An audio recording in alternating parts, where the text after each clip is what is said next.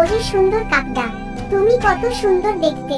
তোমার মতো কালো ঝকঝকে পালক আমি আর কখনো দেখিনি। তুমি যদি একটু গান গেয়ে শোনাও, তাহলে আজকের দিনটা আমার জীবনের শ্রেষ্ঠ দিন হবে। কাকটি শিয়ালের মুখে এত প্রশংসা শুনে খুব খুশি হয়ে গেল। কাকেরা সাধারণত খুব আত্মগর্বী হয়।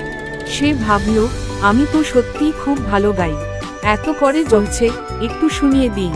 তখন কাক মুখ খুলে গান গাওয়ার চেষ্টা করতেই তার মুখ থেকে মাংসের টুকরোটি মাটিতে পড়ে গেল।